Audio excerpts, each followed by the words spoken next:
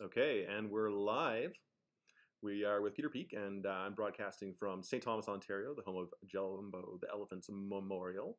And Peter, where are you?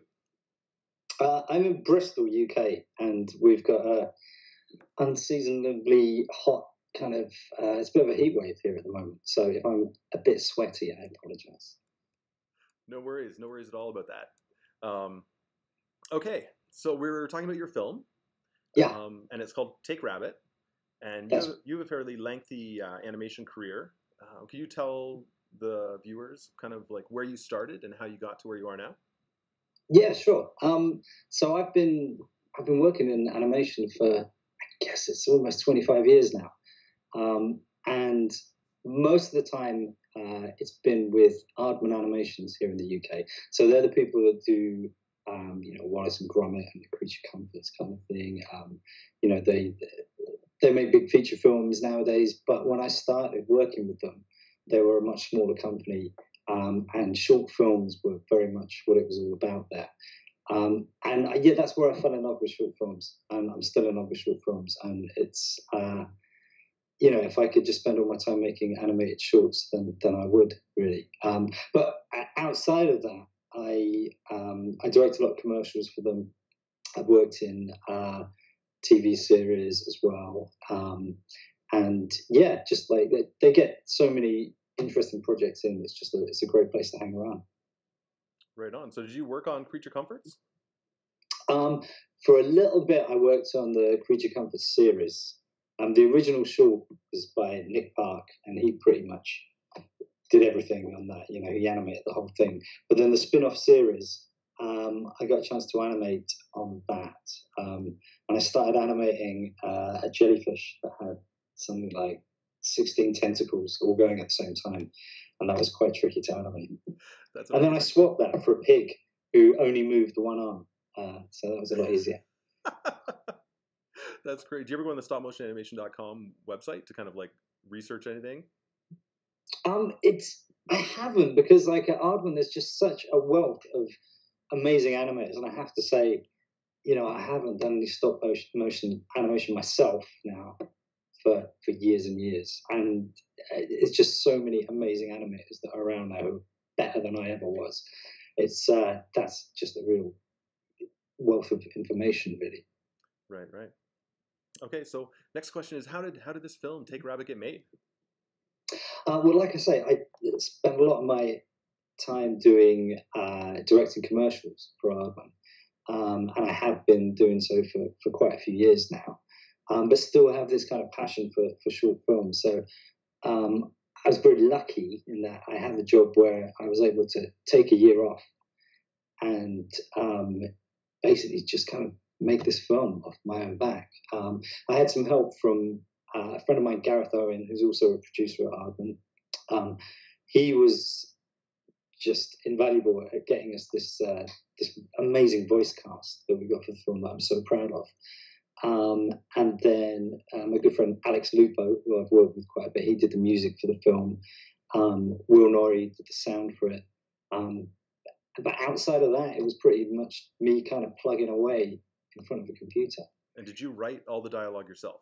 Yeah, I did. I love writing, and that's one of the things that you don't. It's kind of a muscle you don't really get to flex so much on commercials, because the agencies come to you with the scripts, as you probably know. So, yeah. I mean, you can enhance them, but you're not writing them. You're working on something else something that someone else has written. So, yeah, I mean, I love just to be able to look at a blank page and write an idea from scratch. Yeah, and you're kind of carrying on this tradition of like great British writing, storytelling, and like dialogue, and the actors are like phenomenal. But like I say, I mean, they're such good actors, the four that we managed to get, and I think my writing's okay. But when you get people that good to read it, I mean, they raise it to another level. So I can't take all the credit for that. Yes, of course, but at the same time, I mean, I would say it's, as a non-biased source, it's great. It's good. And then that leads into the question of like, okay, you've got this great script, you've got this great dialogue, but like, what was the impetus for creating this story? Well, I don't know if you know the riddle where there's a man who has to get a fox, a rabbit, and a cabbage. In this instance, there are different versions of it. But so he has to get a fox, a rabbit, and a cabbage across a river. He can only take one at a time in his boat. He can't leave the fox with the rabbit because the fox will eat the rabbit. He can't leave the rabbit with the cabbage because the rabbit will eat the cabbage. So how does he get all three across? Now, when I started making this film, I thought that everyone knew this riddle, but the more and more I'm going around festivals with the film, I'm finding out a lot of people don't. And there are different versions of it. In some versions, it's like it's a fox and a chicken and a bag of grain and that kind of thing. But it's basically three things that are going to like in the food chain. Yeah, I might have heard of that one, but I definitely have not heard of the cabbage. Okay, well, it exists, believe me. So, so there I am thinking, well, this very well-known riddle exists, and wouldn't it be great to kind of play that out, you know, in the sequence that the guy has to do these things. But if I could weave a kind of story into it, where he's interacting with the characters as he's doing these really quite boring travels back across this river. Yeah, if there was a way of doing that, and maybe like roping a relationship drama into it, I thought that would be a good challenge. So that riddle really for me was like the template of where the story has to go. You know, he has to take this journey in a particular sequence with particular characters at a certain point. So it was, you know, how do I tell a story given that you have to do these things? Right on. And then what kind of inspired your own personal twist on it? Well, it just had to be dark, didn't it? It's like, you know, I was writing this thing where it all looked like it was going to work out for the best, and it was all going to be quite a messagey, worthwhile film. And just, it's really typical for me. If I can see that kind of thing coming, I have to like undermine it and not give the audience the lovely ending that is promised, really. I don't know why. I mean, I'm obviously very cynical, but I also think that as soon as you can see that kind of thing playing itself out, you don't need to do it. You know, if the audience is expecting it, it might be better to do something else, really. Yeah, I totally agree. It adds that So humor because they're not expecting it, right? You know, you've got this expectation, and then you like, U-turn. Yeah. I mean, in my defense, that's what I was trying to do, but I guess it's kind of unexpected, the sort of dark twist it takes as well. It's great. Yeah, and maybe like once people have seen it, we'll meet up again and we'll just chat about that because I loved it. I love the way it went at the end there. But I'm also like I have a dark sense of humor, I guess, which is kind of like that's, you know, growing up in rural Ontario, it's like you have to develop a certain cynicism and darkness to like survive when I did. Now I totally thought I had that turned off. Let's deal with that. There you go. Oh, you know what? It's because it's tied into my computer, my laptop, because I have it on silent.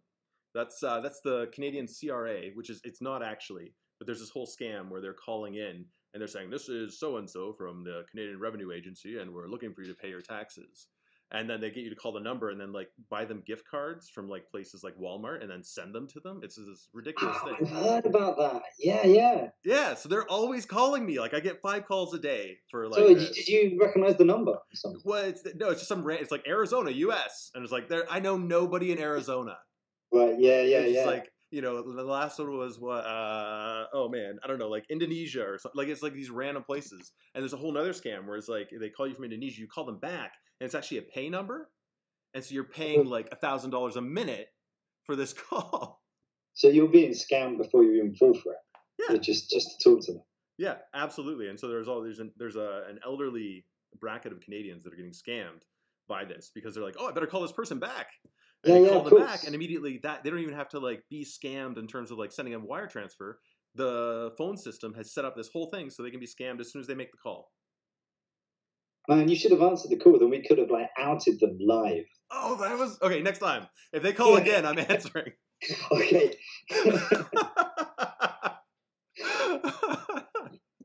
All right, we'll put this back on track. So you've also got a really unique design for your characters. You basically left like the architecture of the animation inside of these characters, right? Yeah, I wanted to muck around with outlines. because I don't know. I couldn't decide whether to give my characters big outlines or whether they should just be flat color. And then I started mucking around with not putting the outline traditionally, outside the character, putting it inside a little bit, and it just I don't know, it just seemed like it was a slightly different thing to do. I mean, there was nothing premeditated about it. It's just like that's how the look just kind of evolved, really. Have you seen it before, or is that something you totally went unique on? Do you know what? If I say I haven't seen it before, we'll get off this call and then I'll realize exactly where I saw it. So, I mean, I'm not conscious of borrowing it from anywhere, but I probably did. There's so many things that you see that they're just in there. There's a similar thing I was thinking about that in the one in the rabbit's design. Have you ever watched Bob's Burgers? Yeah, I have. Yeah. The one daughter, she has like the rabbit ears and like the no chin. Yeah. That's I was like, it's maybe a subconscious kind of similar type. Maybe. Well, there you go. It's that kind of subconscious thing. And now you mention it, it's like, yeah, I don't watch Bob's Burgers a lot, but maybe I have seen that. Yeah, because I've definitely done that type of thing where you make something or you say something and then you're like, oh wait, I thought that was unique, but it was really like Howard Stern said it 3 years ago. Yeah, right. That's why I'm always unique is a word that I always have reservations about using. Absolutely, and I'd love to say like I've never seen that before, but it's the same thing where I'm going to be like, actually, I saw it like 10 years ago on Adam.com when that was a site. Who knows? I don't know. But for me, I thought it was really unique, and I thought it was cool that you didn't you allowed the architecture to show through on the different layers. So when he's rowing the boat, the oars are kind of, you can see them as they're going.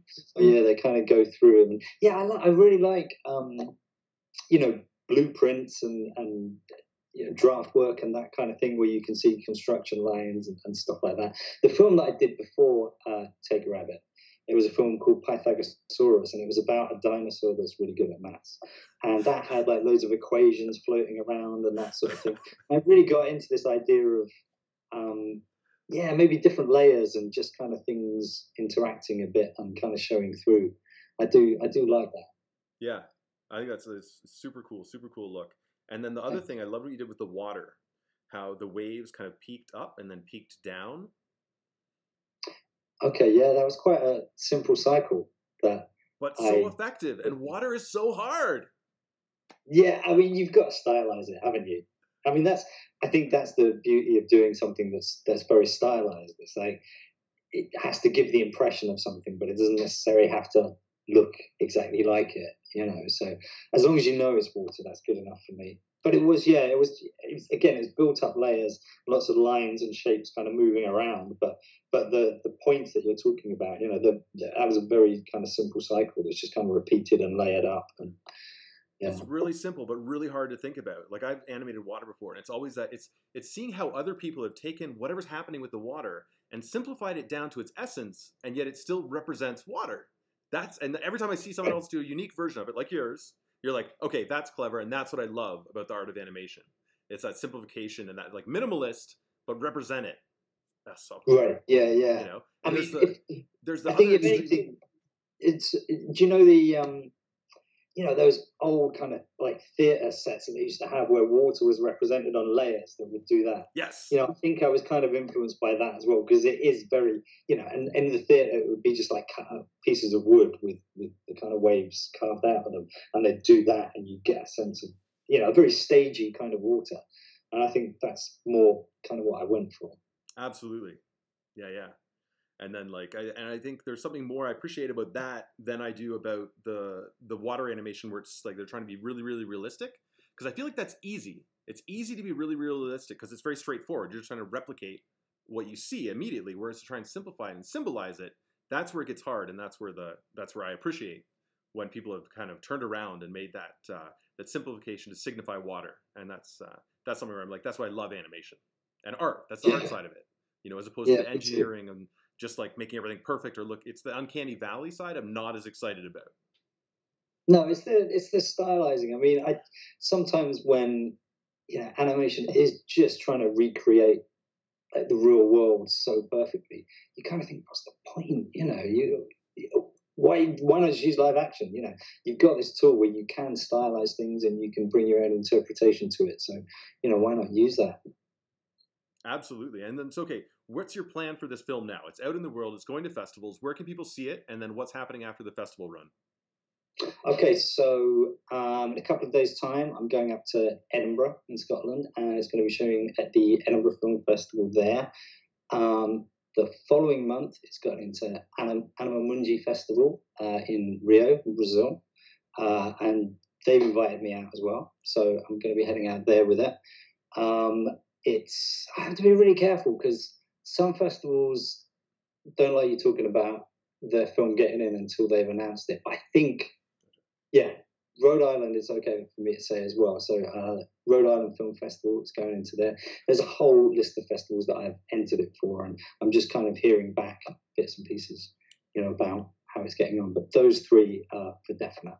Okay, so for Canadians, there's two main festivals, kind of like Ottawa and Taffy. Have you submitted it to Ottawa, and have you submitted it to Taffy? I've submitted it to Ottawa. There's two other Canadian festivals I've submitted it to. Edmonton, I've submitted it to. And what was the other festival that you mentioned? Taffy, the Toronto Animated Arts Festival International. I have not entered it for that one, no. And there's Giraffe, which is down in Calgary. It's like Calgary, yes. Yeah. Yeah. So, I mean, I don't know when they get back to Ottawa. Must be pretty soon. In fact, it would have to be. Yeah. I would say it probably hasn't got into Ottawa then. If I haven't been back yet. I don't know. They could be late in getting their stuff out. I don't know how fast. I may have had a rejection, but I tend to forget the rejections because there's quite a few of them, and it's only the acceptances that I remember. I feel it's like a positive way of dealing with the I do. Sometimes I take the rejections and I just pile them on the wall and I just like look at them. Oh no, I forget them instantly. So there's a good chance I may have already been rejected for Ottawa. Okay.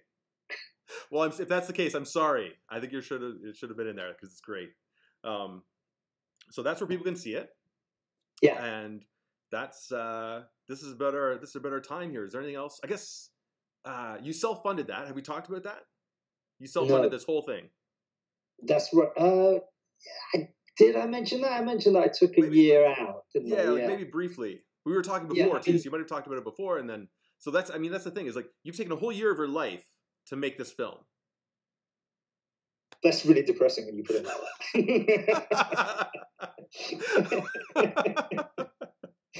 A whole year of my life.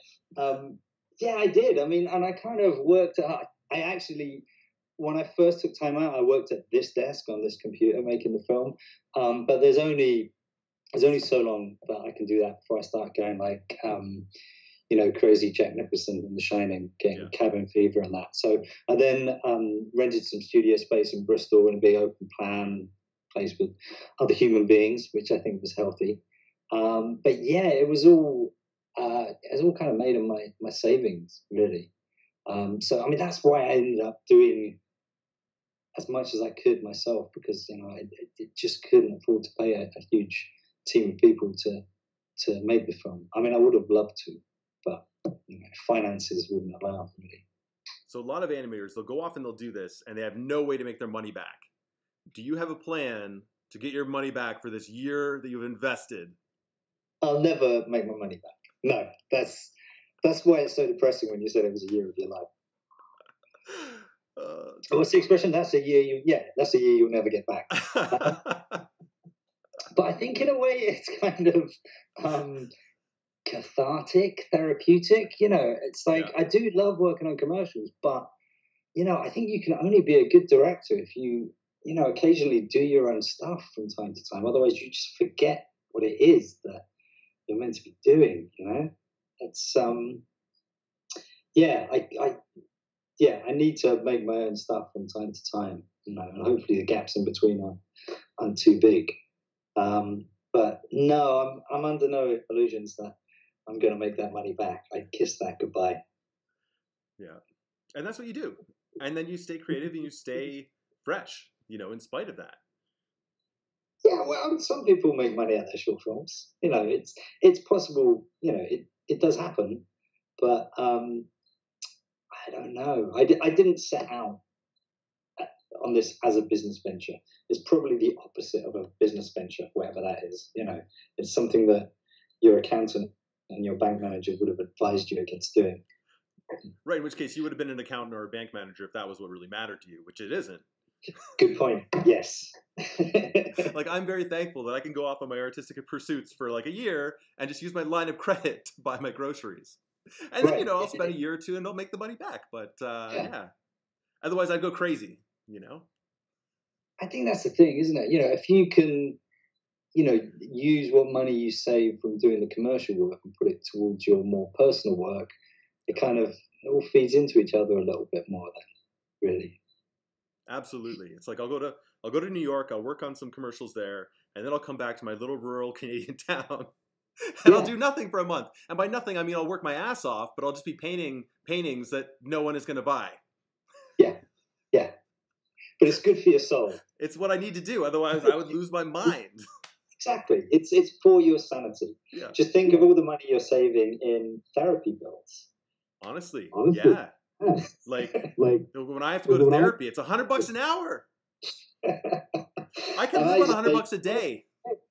And I just made a 15-minute film, and everybody else has to watch it now. You know, when you're in therapy, it's just one person that has to listen to you.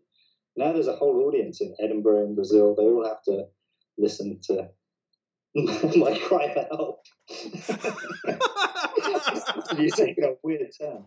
Yes. All right. So that's basically the call to anybody to watch this cry for help. This is a film you should see because it's a cry for help. Oh no. Yeah, I mean, I'm happy to guilt people into watching the film. I mean, I'll take that. I'm not proud. Absolutely.